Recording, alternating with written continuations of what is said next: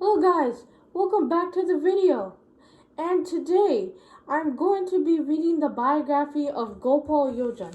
So let me show you what Gopal Yonjan's book cover looks like. So here is Gopal Yonjan, and I am going to be reading the first chapter. All right, let's get started, guys. So here, this is Gopal Yonjan as a young person, and I am going to be reading about him. So here is here the table of contents. A very big book. This book has 216 pages. So okay, start reading. A prelude. The early 1960s marked the dawn of a new era in Nepali music, a renaissance that would define its artistic horizons. At the heart of its awakening stood a young man from the hills of Darjeeling, Gopal Yonjan, a composer, lyricist, and visionary whose musical sensibilities would have left an indelible mark on the soundscape of Nepali music. His journey began in 1962 with a composition that echoed imitation and renewal. Sarwan Pakahu Peri Jaharo. The Monsoon Returns Again, his first lyrical work, was a poetic evocation of natural eternal cycle and the emotional spring it brings. Sung by his cousin Shanti Sudha Bomzan on All India Radio. Kur's song with music by Karman Yonjan. The song announced Gopal's arrival in the world of music. This song was later recorded in Dil Maya's voice in Calcutta. What followed was a steady ascent marked by introspection and innovation. His first recorded Sam Jira Bujira Di Hala Yo Joban. Give it, so it means in English, give it all through before you give away your mouth. Also set to music by Karma Yonjan and performed by Dilmaya and Karma himself, capturing the tender fragility of youth love in the inevitable of time. Soon, Gopal stepped into the dual role of lyricist and composer songs such as Garanki Chorti Baichu Hi Dimi, You Have Grown Up, Daughter of the Village, and Ya Mero Gar Na Band Cha, My Home is Being Built Here, revealed a deepening maturity in both poetic expressions and melodic constructions. As the decade unfolded, Gopal ventured beyond tradition, becoming the first Nepali composer to embrace the Koran form, infusing the Nepali musical vocab with the distinctively South Asian surfi flow with playful yet yearning lyrics. Afa na ye pani, tasvir bate bug chana. Even if you don't come, send me your photograph. He remained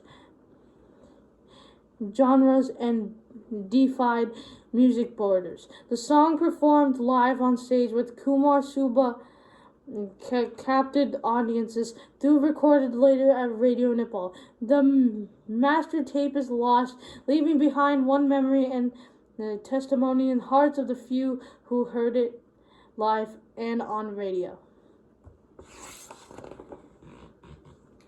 Gopal's friendship with Narendra Thapa in April 1963 and Narayan Gopal in 1965 would produce some of the most iconic songs in Nepali music. Along the first few were Aja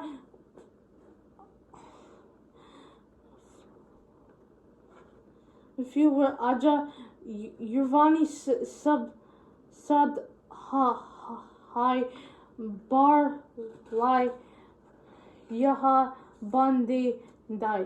Today, let me bind Yath here forever, a lyrical reflection on the transcendent beauty of Yath, both written and composed by Gopal. It was followed by Baihan Nabi Baste Sit Gina Subkadi Jina. Why does the wind dry the dew before morning? With lyrics by Nagrinda Thapa and music by Gopal. Both were recorded in Calcutta in 1965, marking the beginning of a deeply resultant creative alliance. In 1967, Gopal moved to Kathmandu to complete his master's degree in Nepali. Encouraged by the response to his music, especially by Father Casper J. Miller and the Nepal police, and his marriage to Renchin Dolma in 1968, Gopal decided to make Nepal his permanent home. He started his musical journey as a teacher at St. Xavier's and St. Mary's schools, then joined Padama Kanya campus as a lecturer of Nepal folk music. In between recording at Radio Nepal and his teaching professions, Gopal coordinated programs for Nepali police and worked with a number of organizations to compose their dramatic songs. National Sport Council, Nepal Scouts, Nepal Mountaineering Association, and Radio Sagarmatha that ushered in community radio in Nepal. In 1971, following the death of the esteemed poet Argam Singh Gill, Gopal undertook one of his most ambitious projects, a cantitia based on Gill's